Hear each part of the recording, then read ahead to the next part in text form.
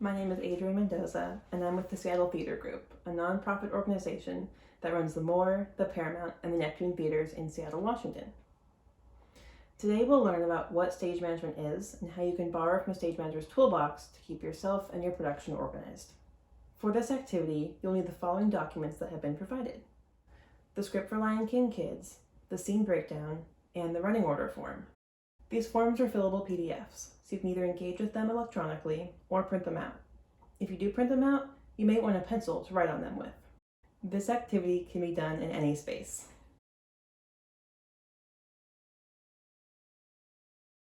Have you ever been shy about going on stage?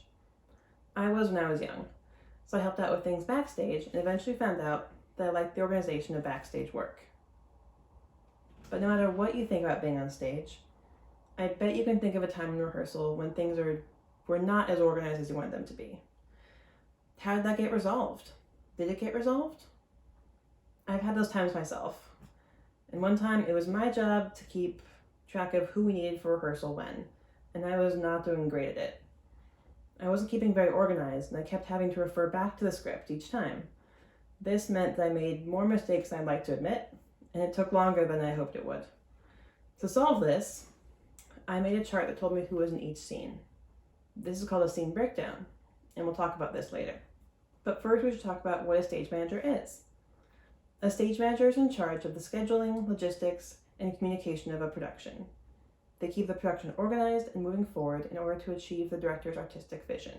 A lot of times, a teaching artist who is directing will often take on these responsibilities, which just goes to show you don't have to have the title of stage manager to use the tools of a stage manager.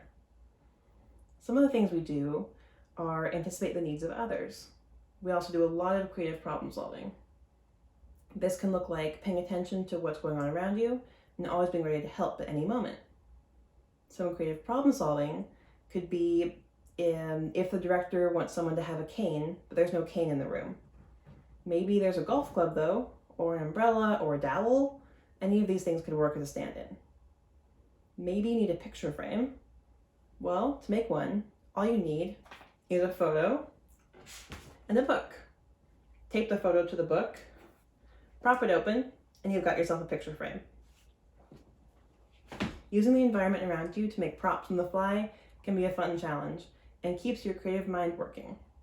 Something stage managers also use to keep organized is some paperwork. Now, earlier we talked about the scene breakdown, which is something that's been provided to you for Lion King Kids. Pull that out. So on this document, you'll see that the first row is the songs. So you have the song number and the song name, which is very helpful to keep things organized. The second row is the pages. That's what pages that song is on, which is a great quick reference guide when you need to find something in your script quickly. The first column on the left is the actor's name, and the column over from that is what role they play. So now that we've covered the axes, we can focus on the meat of it, which is the middle of the document. So you can see there's a bunch of X's, and what this indicates is when someone is in that scene and when they're singing or speaking. So for example, you can see in the second song, which is called One by One, we have all the Rafikis, and then if you scroll down, you have also the villagers 1 and 2. So this shows that those characters, those people, are on stage singing or speaking. If they were on stage but they weren't singing or speaking, you'd indicate that with an X in parentheses, and that would show the director that they didn't actually say anything in that scene, which is helpful sometimes for scheduling. Sometimes you don't need everyone in a scene, just people who are singing or speaking, and that's a helpful indicator. Now I've started filling out this document. I've only gotten to number 5, the climb to Pride Rock. Maybe using the script Lion King Kids that's provided, you can fill in the rest of the chart. The next document we'll talk about is the running order. Now this document is actually made of information you make in the scene breakdown.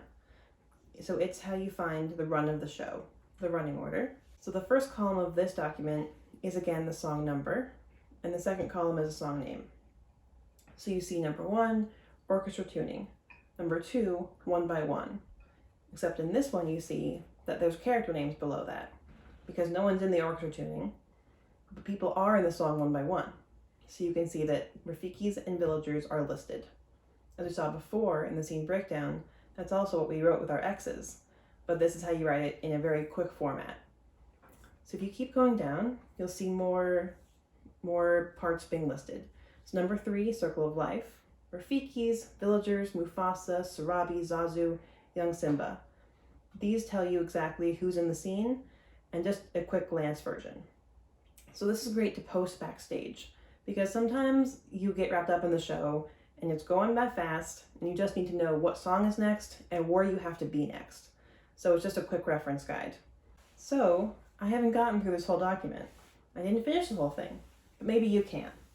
Using the Lion King Kids script and the scene breakdown, maybe you can finish going through it and filling it out. The great thing about these forms is that they're living documents, and that means that if your director wants to change something, you can always edit it and update it. They change as you go, and so you can always keep them up to date and have the most accurate information. What's originally in the script may not be what you put on stage, and that's okay. It's just helpful to keep yourself organized and keep the information current.